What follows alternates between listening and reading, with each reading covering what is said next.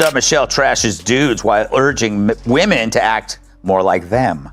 We're always hedging, because in the back of our minds, we weren't raised with the certainty of maleness that, kind of the confidence that young men in their 30s have, which they haven't earned. They just have it.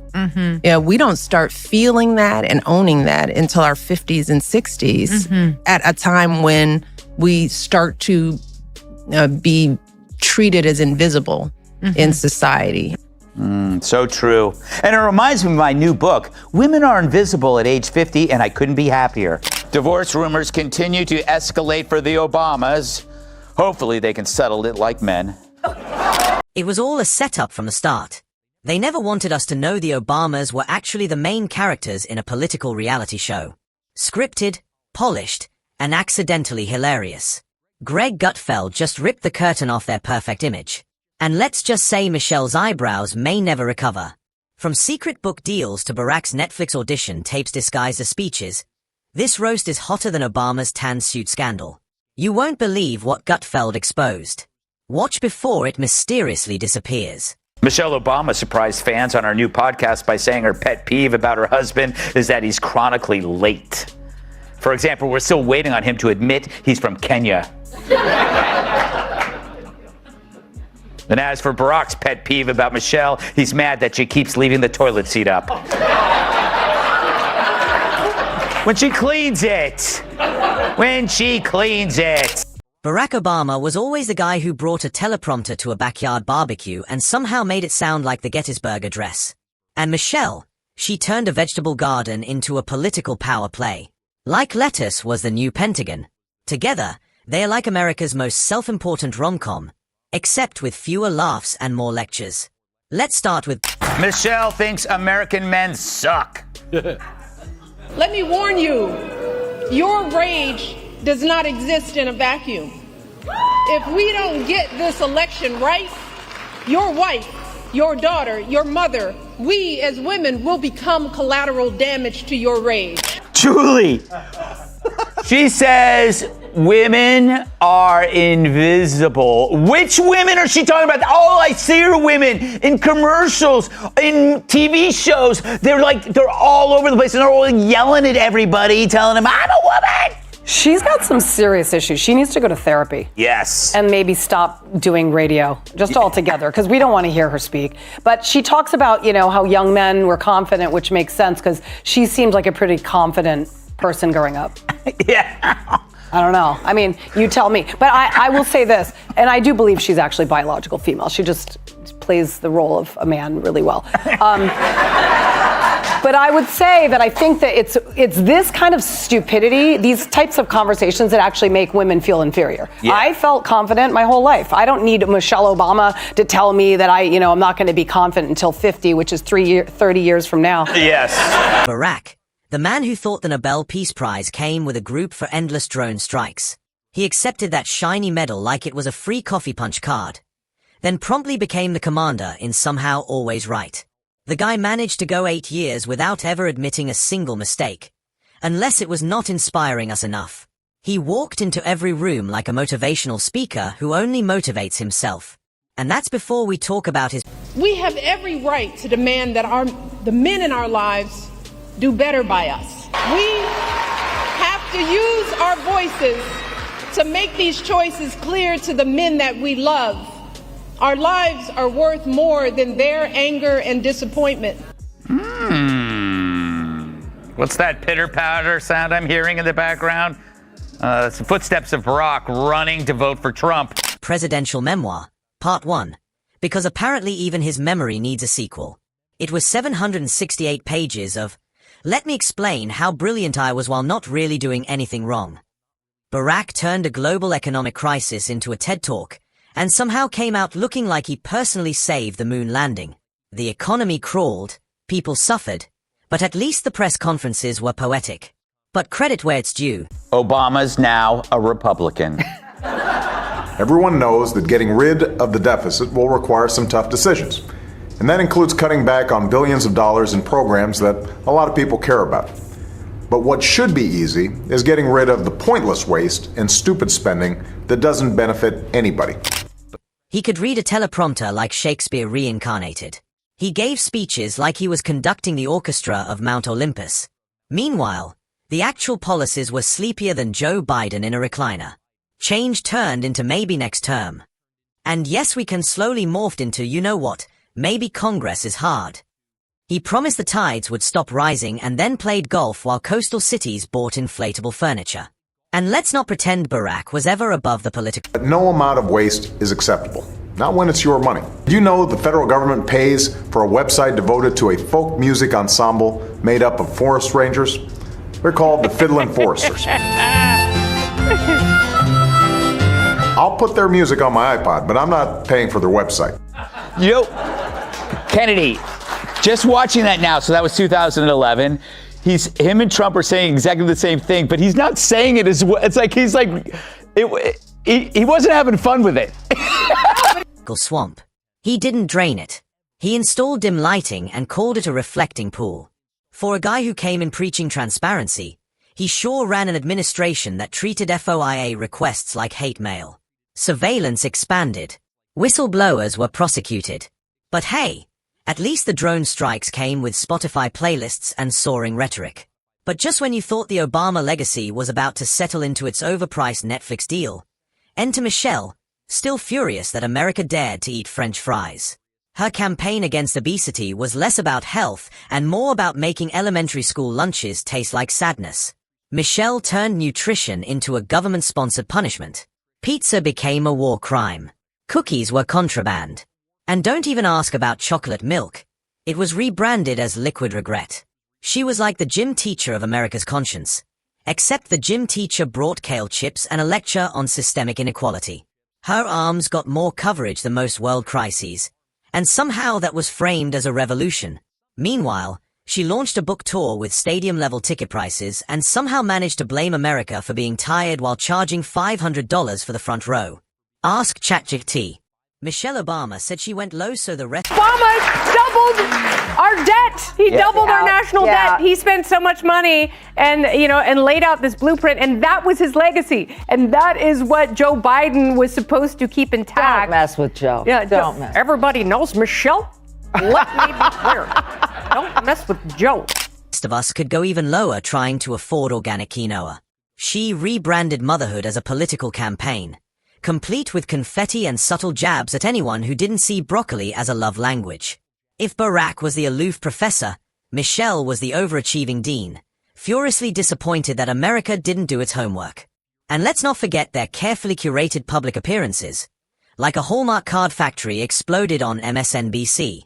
They show up at award shows like royalty descending from Olympus, beaming at each other like they are in a toothpaste commercial while silently judging the rest of us for not recycling. It's a brand, not a couple.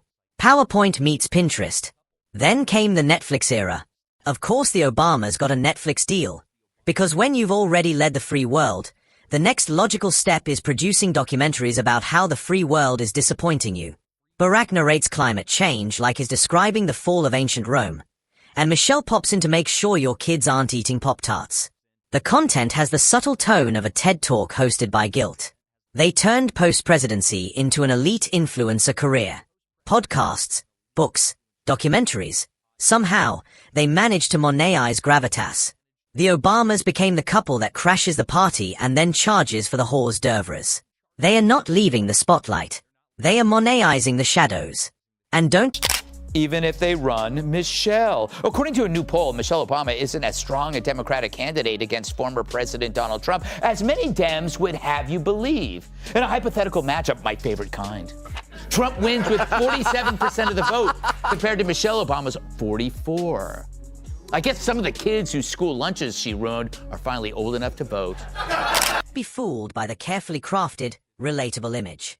Michelle gardening in a designer jacket. Barack making a Spotify playlist with the musical taste of a college RA. It's performative authenticity, like a reality show filmed in a presidential library. Nothing says just like you like vacationing with billionaires and then lecturing America about economic inequality. But the best part? The way they've managed to stay omnipresent without technically being in politics. It's political ghosting. They are not running for office, but they are haunting every policy discussion like liberal poltergeists. Every time Biden forgets where he is, somewhere a reporter looks to Obama's Twitter for clarity. Meanwhile, every Democratic hopeful has to pledge allegiance to the Church of Obama just to get through a debate without being excommunicated. They've become the Vatican of virtue signaling. Even their silence is interpreted as divine intervention. They don't endorse. They bestow blessings. And still somehow they act like victims of a system they ran for 8 years. They sit atop a mountain of privilege, media worship, and speaking fees that rival GDPs, and still manage to look mildly offended that everyone isn't clapping louder. They are the only people who can fly private to a climate summit and lecture you about your carbon footprint with a straight face. But let's talk about legacy. The affordable... Joey, it is kind of funny that they used to hate waste, but because they hate Trump more, they now love waste. Yeah. I'm thinking the Fiddlin' Forsters was, I'm okay with that. Yeah, I mean, compared to now. I mean, over trans mice. That's like wonderful. Now we have like trans porpoises in Uganda. Care Act, the one achievement that was supposed to be historic, turned out to be a bureaucratic Rubik's Cube of deductibles, loopholes, and website crashes. Obama promised to fix healthcare and instead delivered a web portal that made dial-up look fast. It's like building a rocket to Mars only to discover it only flies to New Jersey. Then there's foreign policy, where Barack played geopolitical chess but left the board on fire. Libya turned into a choose-your-own disaster. Syria became an endless Rubik's Cube of red lines and diplomatic excuses. And don't forget the Iran deal, where he basically said, "We'll give you money and you pinky promise not to build bombs until we leave office." And Michelle, she created school lunch rules so strict they made prison food look indulgent. Kids across America learned that hunger builds character. Her anti-obesity campaign basically gave rise to black market Doritos trades in middle school cafeterias. Forget drug rings. 6th graders were bartering for pudding cups like it was a Great Depression. They both played the long game of cultural control. Every media outlet fawns. Every celebrity wants a selfie. Even their dog got more positive coverage than actual political policies. The dog had a PR team. You think we're joking? That dog had a legacy. Meanwhile, real Americans were stuck choosing between rent and insulin. And yet, despite being two of the most adored humans in the liberal stratosphere, they never really owned the messes they left behind.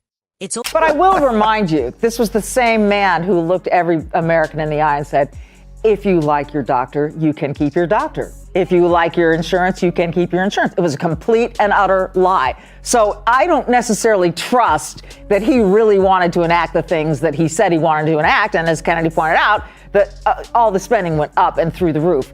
But this is exactly right. It's always about the messenger, not the message with politics. Always someone else's fault. Congress, the system, the weather. They are allergic to accountability but fluent in inspirational quotes. Every failure was just a misunderstood success. Every criticism a coded form of oppression. When they do appear in public, it's to receive another award, unveil another foundation, or announce yet another moral crusade from their mountaintop of branded enlightenment. They don't show up to fix anything. They show up to commentate on the brokenness like elite Yelp reviewers of civilization. And Michelle, bless her designer sneakers, never misses a moment to remind you she hates politics, right before she makes another speech about politics. She claims to rise above, but somehow still manages to throw shade from a moral balcony with excellent lighting. She's like a pageant judge who claims to be impartial while holding up a giant 10 for her own performance. Barack? He still thinks being cool is a leadership style. He's the dad at the barbecue who won't stop quoting Kendrick Lamar while handing out copies of his memoir. They both wear martyrdom-like fashion. They left the White House with $60 million in book deals, a production company, and speaking fees that could fund a moon base. And yet... Less time with the family. I'm taking a second job. We have no voice at our schools. So this anger, Miss Obama, is not one-sided. It's just the men are the ones trying to solution. And their solution is to vote for President Trump. And here's the thing. Their women are backing them up. So take that little message, curl it up in a little box, and give it to Mr. Garrison.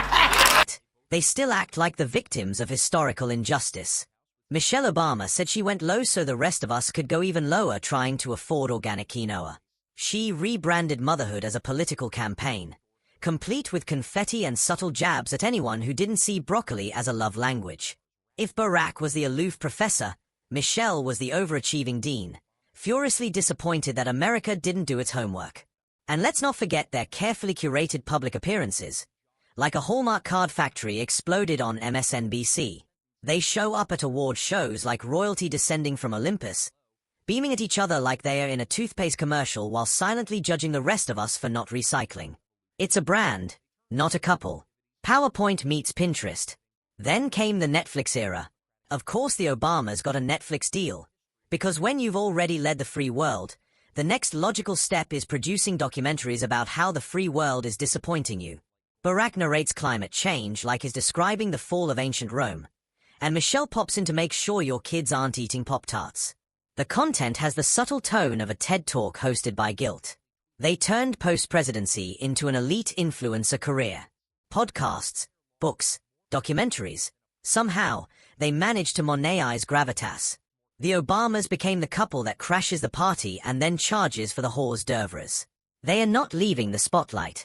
They are monetizing the shadows. And don't be fooled by the carefully crafted, relatable... Do you think Obama and Trump actually get along? I always think that, like, when I saw them speaking at the funeral, Obama was like, I think Obama appreciates Trump for saying what he wished he could say. Well, not just that, and they also were both like, hey, we both won twice. So that On Sunday, Val Jarrett went on CNN to defend her pal, President Obama. I wonder if the president prides himself on the fact that his administration hasn't had a scandal and that he hasn't done something to embarrass himself. The president prides himself on the fact that his administration hasn't had a scandal and that he hasn't done anything to embarrass himself. Now that's a low bar for achievement. He hasn't embarrassed himself. But it's true, no one on his staff was caught in bed with a giraffe yet. Image. Michelle gardening in a designer jacket. Barack making a Spotify playlist with a musical taste of a college RA. It's performative authenticity, like a reality show filmed in a presidential library. Nothing says just like you like vacationing with billionaires and then lecturing America about economic inequality. But the best part? The way they've managed to stay omnipresent without technically being in politics. It's political ghosting. They are not running for office, but they are haunting every policy discussion like liberal poltergeists. Every time Biden forgets where he is, somewhere a reporter looks to Obama's Twitter for clarity. Meanwhile, every Democratic hopeful has to pledge allegiance to the Church of Obama just to get through a debate without being excommunicated. They've become the Vatican of virtue signaling. Even their silence is interpreted as divine intervention. They don't endorse. They bestow blessings.